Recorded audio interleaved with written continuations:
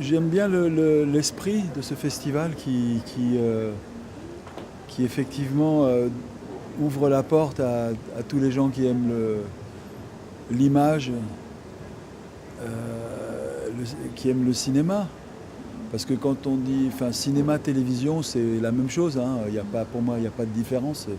C'est juste une histoire de créativité et d'imagination. Mais je trouve que cette organisation, l'aspect international me plaît beaucoup.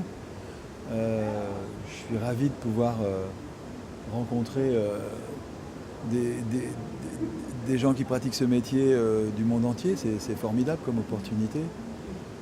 Voilà. C'est singulier de se retrouver sur ce territoire, Monaco, qui est quand même assez spécial.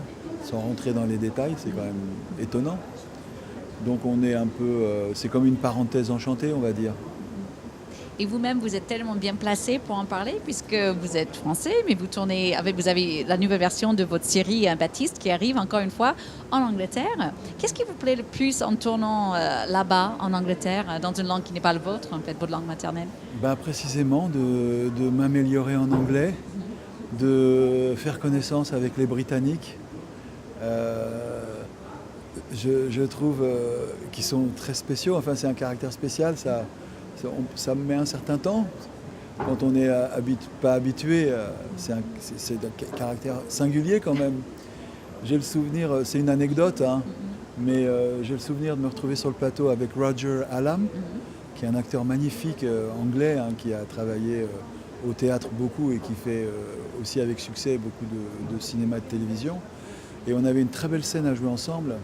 Et le metteur en scène, tout d'un coup, dit à Roger, il lui dit, Roger, could you go more this British passive-aggressive attitude? Et j'entends ça, et je dis, yes, that's it.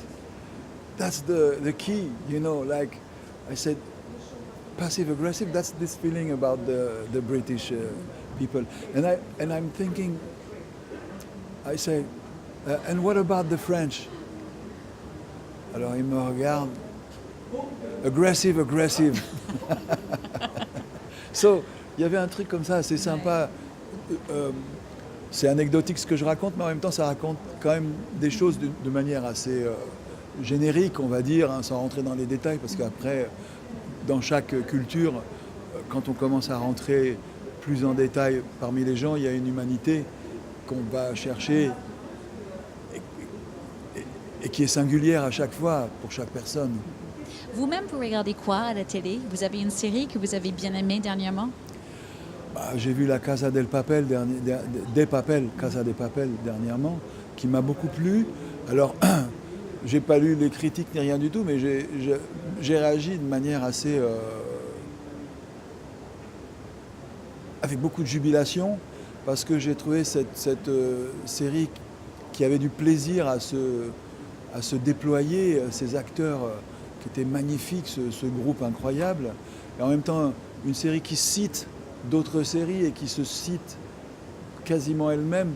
Il y avait comme ça une jubilation à faire qui était très stimulante. J'ai beaucoup aimé cette série-là.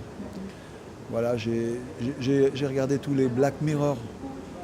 Ça, j'aime beaucoup ce principe aussi de un film par épisode, par saison. En fait, chaque épisode est un film en soi.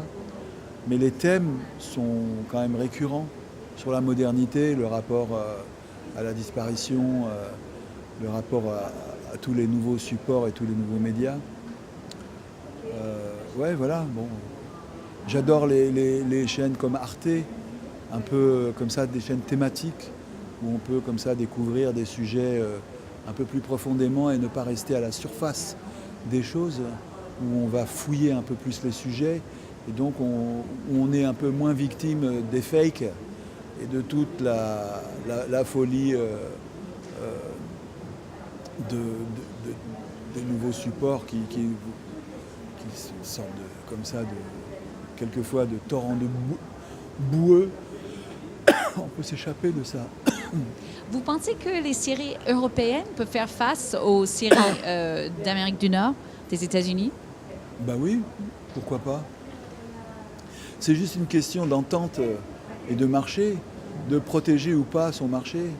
Les Américains sont forts pour aller sur le marché des autres, mais est-ce qu'ils ont l'ouverture pour laisser sur leur marché arriver d'autres choses, offrir des couloirs pour faire découvrir un autre type de cinématographie qui sort du spectaculaire et qui peut-être quelquefois peut être un peu plus psychologique ou un peu plus sur des sujets plus banals a priori, quoi.